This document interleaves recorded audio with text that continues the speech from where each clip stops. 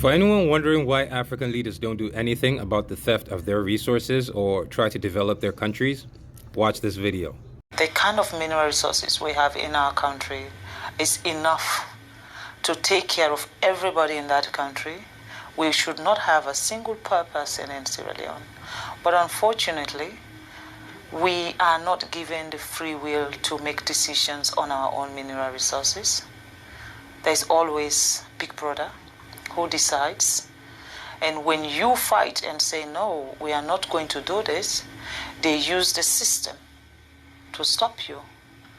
It's either they set you up with the opposition and they will be supporting the opposition against you from the back, or they cause unnecessary chaos in your country so that you are not able to even govern your own people.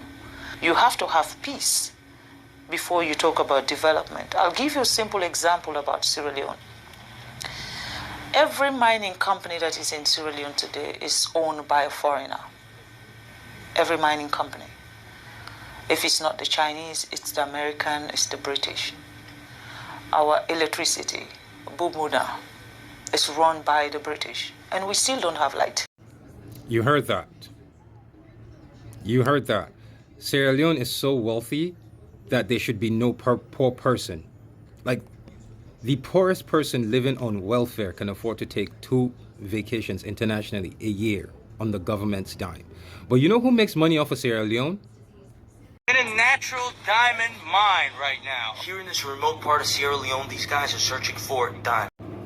Yep, that's who you think it is. It is none other than our favorite blood merchant. So let me explain how this goes. What this guy and his people do, they will go to Sierra Leone, they will buy weaponry, they will threaten the president and his wife. If you don't let us loot and steal your resources, we will unalive you and your family.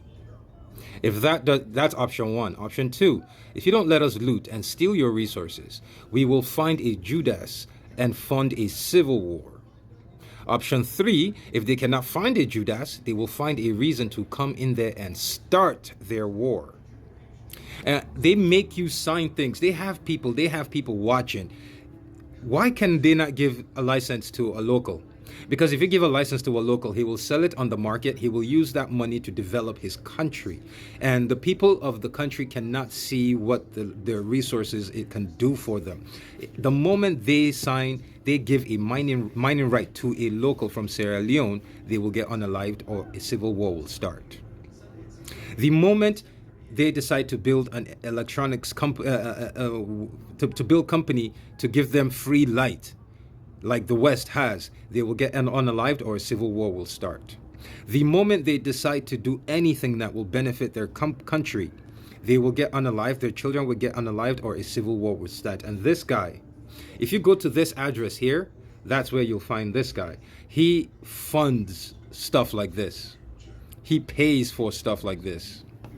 I tell people, right, if we lived in a just world where Africans had power, every man in this world will be trying to bag a Congolese woman, including me. Because once you marry a Congolese woman, you are set financially for life.